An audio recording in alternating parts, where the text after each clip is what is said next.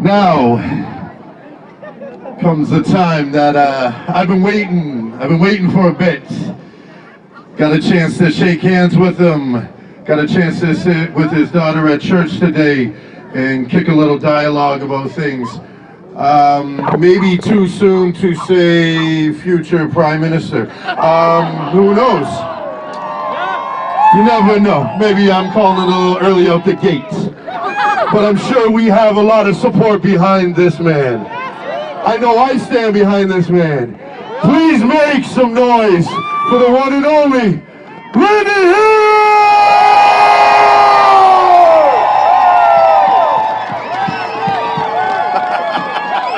I love the cat on the bag. Randy!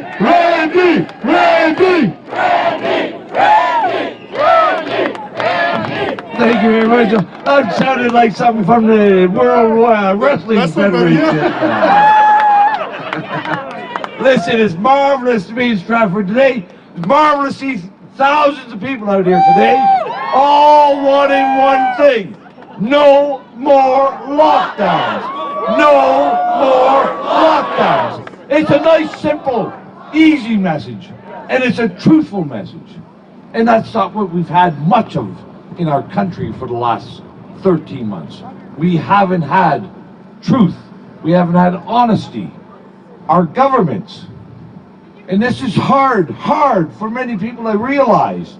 We've always thought, well, governments may be a little bit sketchy. They may be a little bit skanky from time to time. But we never thought they would be outright liars. And that's what they've done. They've been lying to us. And this is hard for us to believe as Canadians that our governments would lie, that our public health experts would lie.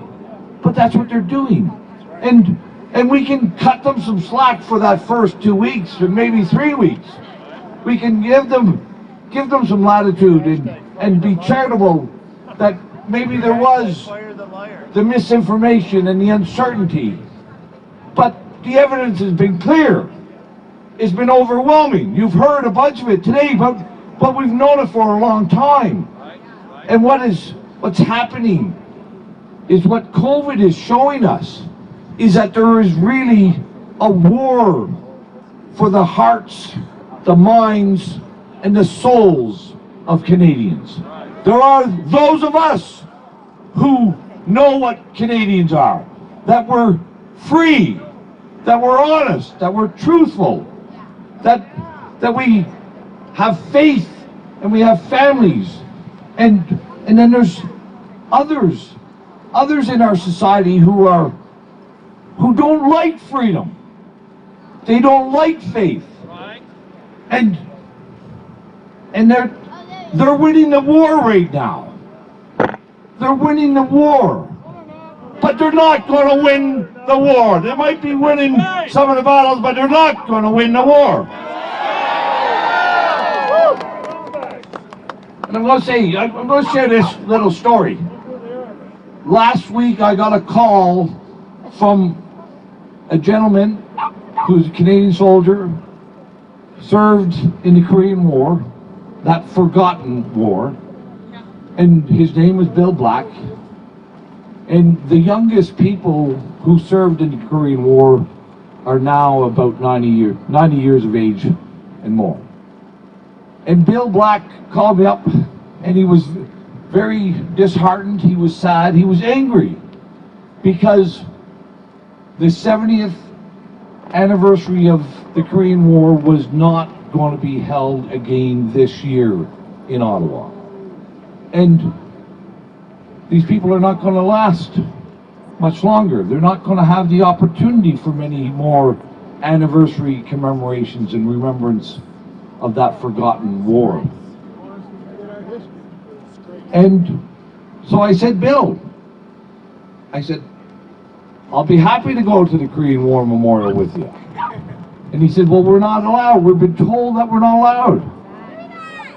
And I said, well, I want to go. And he said, well, if you want to go, I want to go too. And he said, there's a veteran from the Battle of Kapyong the last surviving member from the 2nd Battalion of the Princess Patricia's Canadian Light Infantry, who fought in that battle, that battle for 3 days, that the Patricias got a presidential citation for their valor in that battle.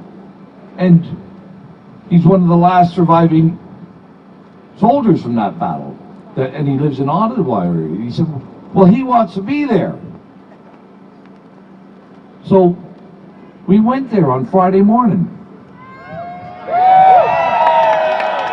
And we had about 10 veterans from the Korean War who were out at the War Memorial.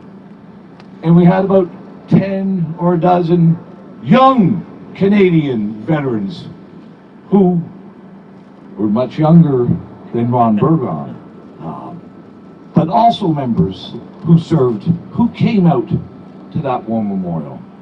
And we had a piper. And you know what was really interesting? The Korean embassy sent a military attaché to that memorial. And the military attaché brought chrysanthemums, one for each of the Canadian soldiers who died at the Battle of Kapyong.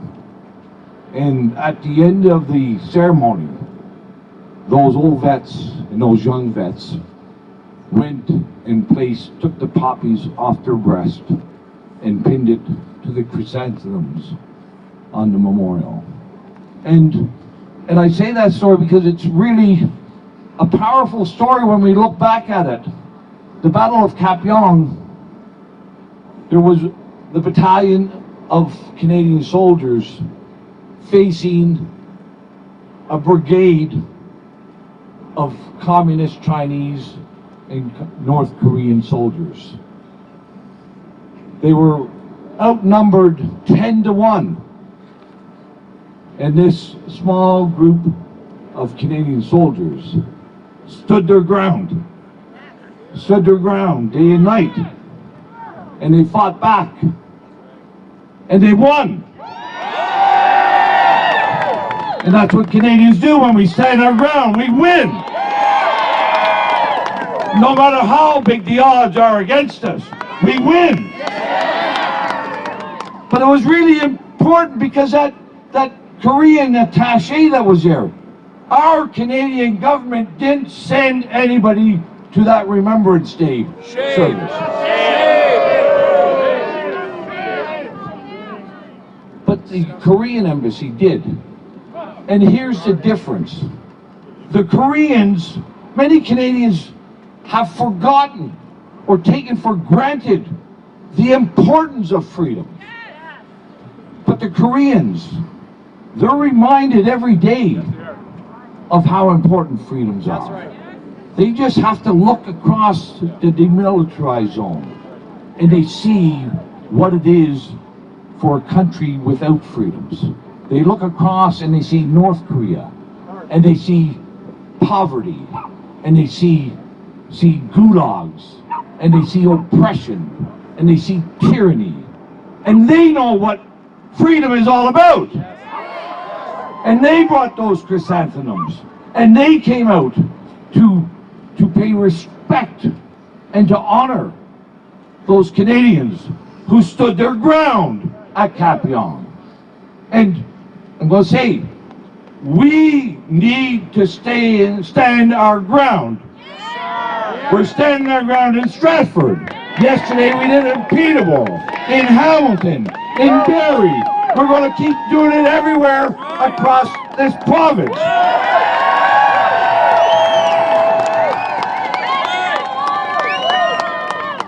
There may be more of them right at the moment, but we're going to stand our ground and we're going to win. And we're getting bigger. And I want to thank Derek. Why don't you come up here and tell people, Derek joined me along with Maxime Bernier in the End the Lockdown caucus.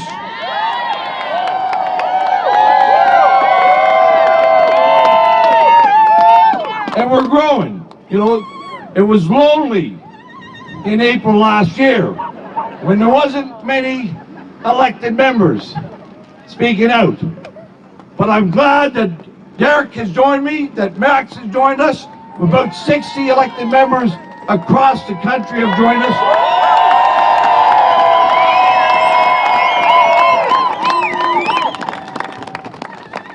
And we're going to march. We're going to march, and we're going to march until we are free again. Free to worship, free to travel, free to speak. Because Canadians are free and freedom is our nationality. There is no other outcome. There is no other choice. These kids, our future is with freedom. Thank you very much. Let's keep going. Join up, no more lockdowns.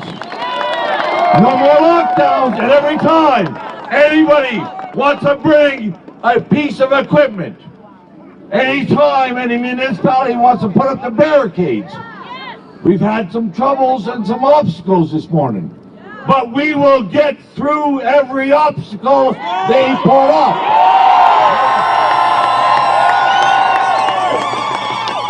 There's no machine big enough to stop free Canadians from winning. Thank you.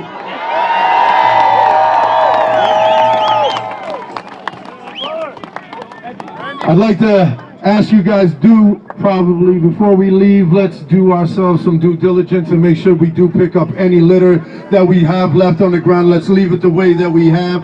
Canada is beautiful. Let's keep it that way. Thank you to all our speakers. Thank you to all you guys that came out today. We will continue to fight, like Randy said. Any obstacle put in our way, we shall overcome.